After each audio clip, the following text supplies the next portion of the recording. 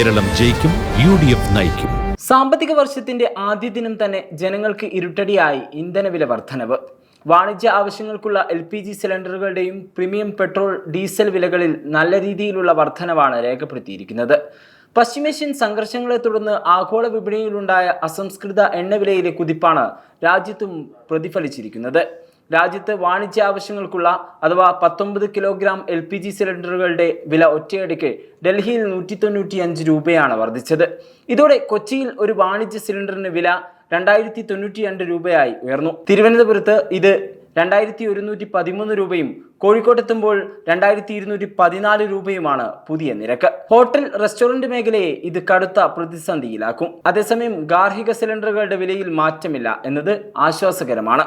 സാധാരണ petrol diesel നിരക്കുകളിൽ മാറ്റമില്ലെങ്കിലും high premium ഇന്ധനങ്ങൾക്ക് വില വർദ്ധിച്ചു. ഇന്ത്യൻ ഓയിലിന്റെ XP 100 പ്രീമിയം പെട്രോളിന് ലിറ്ററിന് 11 രൂപയാണ് വർദ്ധിപ്പിച്ചത്. ഇതോടെ വില 149 രൂപയിൽ നിന്നും 160 രൂപയായി ഉയർന്നു. ആഡംബര വാഹനങ്ങൾക്കാണ് ഈ ഇന്ധനം കൂടുതലായും ഉപയോഗിക്കുന്നത്. ഇന്ത്യൻ ഓയിലിന്റെ ഡീസലായ എക്സ്ട്രാ ഗ്രീനിന് 91.49 രൂപയിൽ നിന്നും 92.99 രൂപയായി വില ഉയർന്നു. വിമാന ഇന്ധന വിലയിൽ ഇരട്ടിയിലധികം വർധനവുണ്ടായിട്ടുണ്ടെങ്കിലും ആഭ്യന്തര യാത്രക്കാർക്ക് ആശ്വാസമായി ഇതിന്റെ 25% മാത്രമേ എണ്ണ കമ്പനികൾ വിമാന കമ്പനികളിൽ നിന്നും ഈടാക്കൂ എന്ന് കേന്ദ്ര സർക്കാർ അറിയിച്ചു. എങ്കിലും വിമാന ടിക്കറ്റ് നിരക്കിൽ വർധനമുണ്ടായേക്കാം. ഇന്ധനവില കൂടുമ്പോൾ സ്വാഭാവികമായും ചരക്ക് നീക്കത്തിനുള്ള ചെലവ് വർദ്ധിക്കും.